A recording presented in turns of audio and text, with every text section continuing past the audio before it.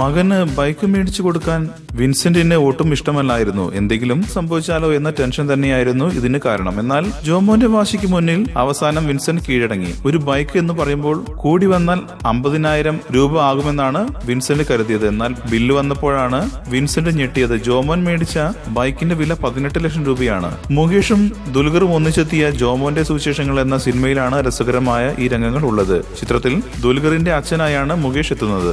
ജീവിതത്തിൽ വാപ്പച്ചിയും ചില കാര്യങ്ങളിൽ വിൻസെന്റിനെ പോലെയായിരുന്നു എന്നാണ് ദുൽഖർ പറയുന്നത്. 5-8 വയസ്സുള്ളപ്പോൾ വാപ്പച്ചി പറഞ്ഞിട്ടുണ്ട്, നീ വലുതാകുമ്പോൾ എന്റെ അടുത്ത് ബൈക്കിന്റെ കാര്യം പറഞ്ഞ് വന്നേക്കരുത്. കാശുണ്ടെങ്കിൽ ഒരു കാർ മേടിച്ചു തരാം, ബൈക്ക് ഈ ജന്മത്ത് മേടിച്ചു തരില്ല, അതിനെക്കുറിച്ച് നീ ചിന്തിക്കുക പോലും വേണ്ട എന്ന് പറഞ്ഞിട്ടുണ്ട് എന്ന് ദുൽഖർ പറയുന്നു. ബൈക്കിന്റെ കാര്യം ചോദിക്കുമ്പോൾ തന്നെ വാപ്പച്ചിക്ക് ടെൻഷനാകും. എന്തിനാ ബൈക്ക് എന്നാകും വാപ്പച്ചി ചോദിക്കുക. അതിലൊക്കെയാണ് ജോമോൻ എന്ന കഥാപാത്രത്തിന്റെ ക്യാരക്ടർ ഡീറ്റെയിൽസ് നമുക്ക് കിട്ടുക എന്നും ദുൽഖർ കൂട്ടിച്ചേർത്തു.